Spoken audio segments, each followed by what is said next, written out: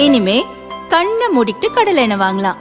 ஏன்னா மந்த்ரா கடலை எண்ணெய் இதயத்தின் தயாரிப்பு. வறுக்க பொரிக்க ஏன் எல்லா சமையலுக்கும் மந்த்ரா தான். மந்த்ரா கடலை எண்ணெய், அபார ருசி, ஆரோக்கியமான உடல் நலம். ரொம்ப டயர்டா இருக்கு. இயற்கையான டேட்ஸ், பாதாம், பிஸ்தா, கேஷு அண்ட் ஹனி கொண்டு தயாரிக்கப்பட்ட லயன் டேட் நட் பைட்ஸ். ரூபாய். கேரளாவின் பத்தனம்திட்டா மாவட்டத்தில் உலக பிரசித்தி பெற்ற சபரிமலை ஐயப்பன் கோயில் உள்ளது. இங்கு 10 முதல் 50 வயதுக்குட்பட்ட பெண்கள் தரிசனம் செய்வதற்கு அனுமதி இல்லை. அனைத்து வயது பெண்களையும் அனுமதிக்க கோரி தாக்கல் செய்யப்பட்ட வழக்குகளை விசாரித்த சுப்ரீம் கோர்ட் அரசியல் சாசன அமர்வு 2018 செப்டம்பரில் தீர்ப்பளித்தது.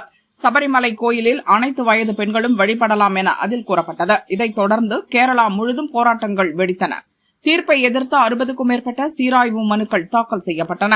இதையடுத்து 9 நீதிபதிகள் அடங்கிய அரசியல் சாசன அமர்வுக்கு இந்த வழக்கு மாற்றப்பட்டது.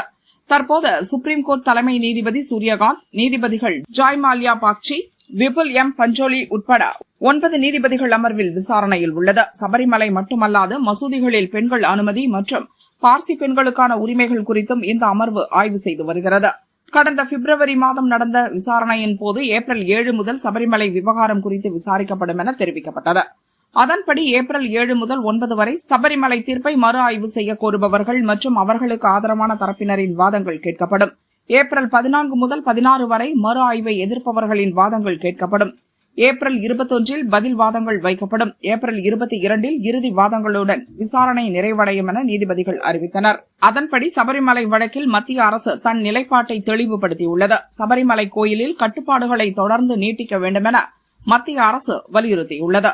பெண்களுக்கு விதிக்கப்பட்ட தடையானது ஐயப்ப பகவானின் நைஷ்டிக பிரம்மச்சாரி என்ற இயல்பின் காரணமாகத்தான், தீட்டு அல்லது தாழ்வு மனப்பான்மையின் காரணமாக அல்ல என்று விசாரணைக்கு முன்னதாக தாக்கல் செய்யப்பட்ட எழுத்துப்பூர்வ அறிக்கையில் மத்திய அரசு தெரிவித்துள்ளது.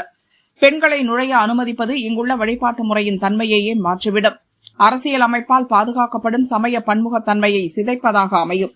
பக்தர்கள், அதாவது ஆண்களும் பெண்களும் பல நூற்றாண்டுகளாக சபரிமலையில் உள்ள ஐயப்பனை அந்த ஆலயத்தில் நிறுவப்பட்ட பாரம்பரியத்தின்படியே வழிபட்டு வருகின்றனர். இந்த விவகாரம் முழுக்க முழுக்க மத நம்பிக்கை சார்ந்தது என்பதால் இது நீதிமன்ற ஆய்வுக்கு அப்பாற்பட்டது. மதம் சார்ந்த விஷயங்களை பகுத்தறிவு என்ற அடிப்படையில் மட்டும் அணுகக்கூடாது. மத சுதந்திரத்திற்கான அரசமைப்பு சட்ட பிரிவுகளை முழுமையாக ஆய்வு செய்ய வேண்டும். மத விவகாரங்களில் நீதிமன்றம் தலையிட்டு தனது சொந்த கருத்துக்களை சொல்வது அந்த மதத்தின் அடிப்படை நம்பிக்கைகளை மாற்றுவது போலாகிவிடும்.